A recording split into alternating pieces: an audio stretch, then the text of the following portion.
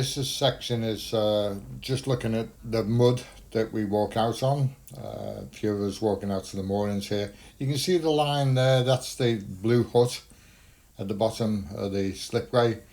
And then we take a straight line basically to the moorings. You can never predict that it's going to be good, but it is best to just keep to this line as near as possible. We've done it many times. It does get slightly thick in places, but at the moment this is fairly hard. Throughout the year, this will change and it will get softer, more muddier as the winds soften and the tide's not as rough. But generally, you're able to walk out in long wellies, taking you up to your knees, or at least waders. Waders are a good thing, but they're very difficult to get off. You can put on a waders, but then if you sink up to your knees, try and get out of your waders, not that easy. But everyone survives with them, and the thing is, if you fall over, you only get your waders dirty and not your clothes. So it's a good idea when you're going out to take a stick. Always, always, always take a radio or a phone, and let people know that you're going out onto the moorings, because otherwise you may be out there and no one will know and will forget about you. So it's always good to just inform somebody and then inform them when you get back as well. It's like going out anywhere where it's dangerous. You let people know when you go and you let people know when you come back.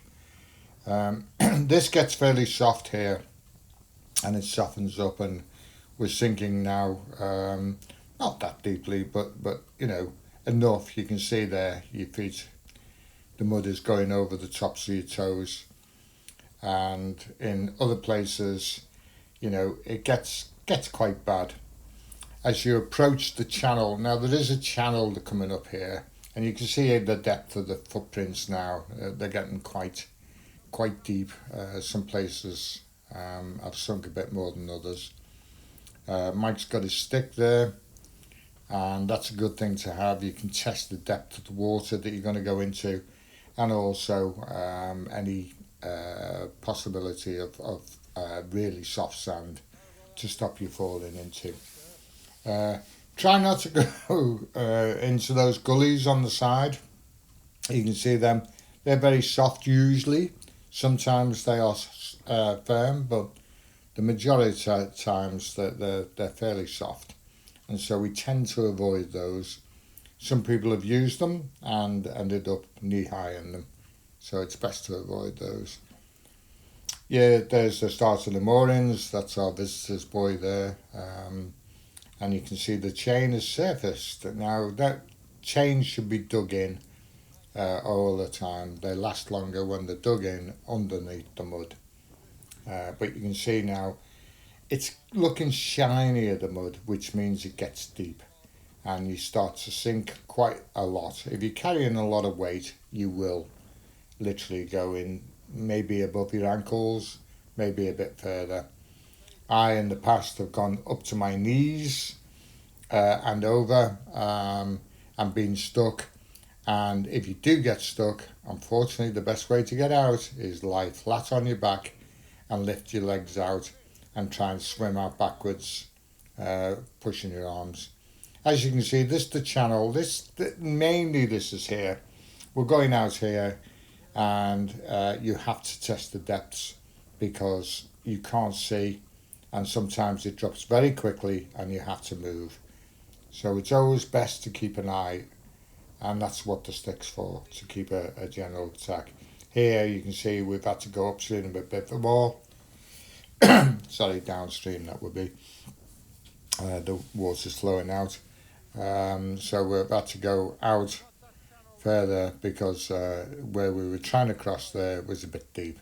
So we're just moving over along the bank there. And as I say, you can't see the bottom, so you just don't know what it's like. So, but it is important that you keep an eye out. You know, you're going to get wet. This stream, by the way, may not appear to be much, but believe me, if it was up to your knees, the force of the water going out is enough to push your legs from under you. So that's how bad it can get. It's not like that at the moment, but it's quite a lot of pressure on your legs, forcing your legs to the side. So basically, be clear about going out to the moorings. Wonderful bird display there.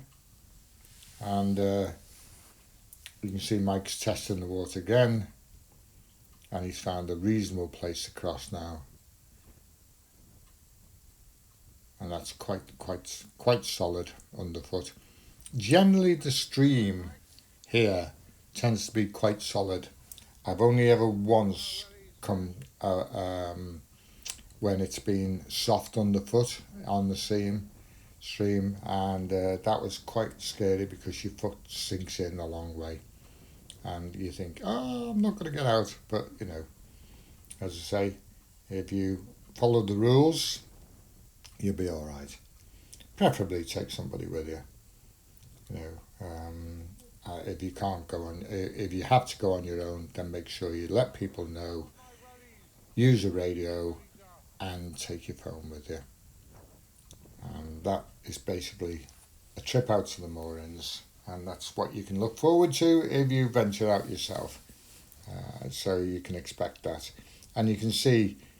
Well, if you it's very hard at the moment, but you know, most of us are covered in mud at this time, and it's not easy mud to get off your clothes. I've got gear now that is 2-3 years old that I've been using for sailing, and the mud is still on it from the first time I went out, and I can't get it off. I mean, I could scrub it, but it would destroy the material that it's on, so I'll leave it because it's not hurting me. It doesn't look nice, but you know, it's not the worst thing in the world. Okay, so take it easy if you've got to go out to the moorings. As I say, take your route, pick your route carefully, mainly keep everything in sight. Do not go out on an incoming tide at all.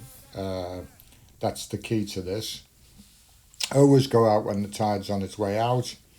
And as I say, you can go out about 3.5 hours after high water, and that should be enough to get to some of the moorings. Some of them you won't get to unless you've got waders, but the rest of them you should be able to get to.